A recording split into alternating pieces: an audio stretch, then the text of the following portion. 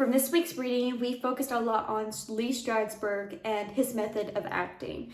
We read about his critics who believed Strasberg was just a copycat of Stanislavski and his methods, including emotion memory and the magic if. We also focused on how Strasberg was trying to build a method that was more than memorizing or blocking. He wanted to have actors not just act as their characters, but to be able to learn how to become their characters. Strasberg wanted actors to dig into their personal experiences using your own memories, habits, and feelings to find emotional truth. The first exercise I want to talk about is the private moment. The idea behind the private moment was to help actors to be less self-conscious when on stage.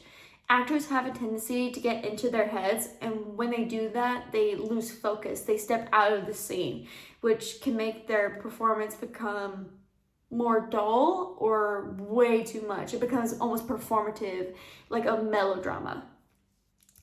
So Strasberg created this exercise to help actors get out of their heads. He would ask his students to do something they normally do alone, something personal, while the entire class would sit and watch. It could be anything. It could be someone brushing their hair while talking to themselves. It could be someone singing in a mirror using the toothbrush as a microphone, anything. The exercise prohibited any actors from performing. They weren't to perform for their audience watching them. Actors were meant to live truthfully in their own space, to pretend that the audience wasn't there. They had to ignore the audience and pretend that they were truly alone, as if they were in their bedroom or their bathroom. At first, this exercise can sound very awkward. After all, who wants to expose themselves to a room full of people, especially people that they know? But that's also another point of the exercise, to be vulnerable, to allow yourself to be vulnerable. Being an actor means allowing yourself to be exposed to the audience, to leave yourself behind, to step into the shoes of your character.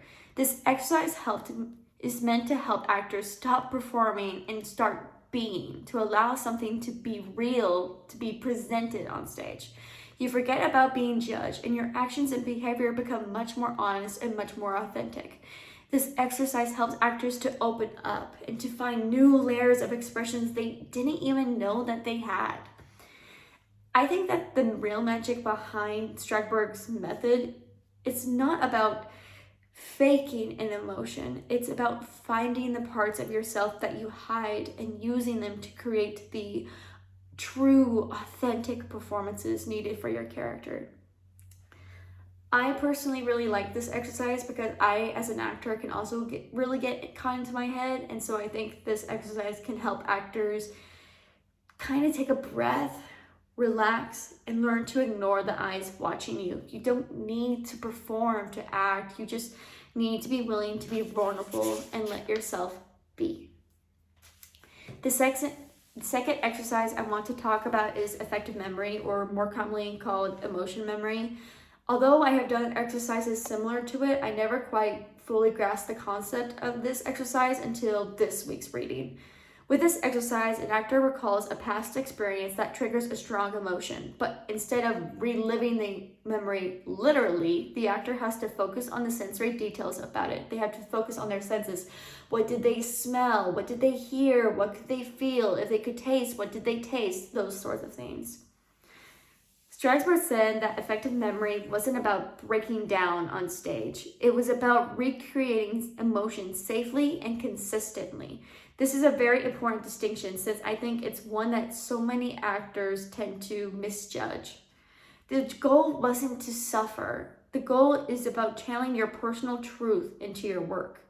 What I love about this idea is that it gives the actor ownership. You're not trying to pretend to feel what the character is feeling. You are finding that bridge that connects your experience as the actor with the experience of the character.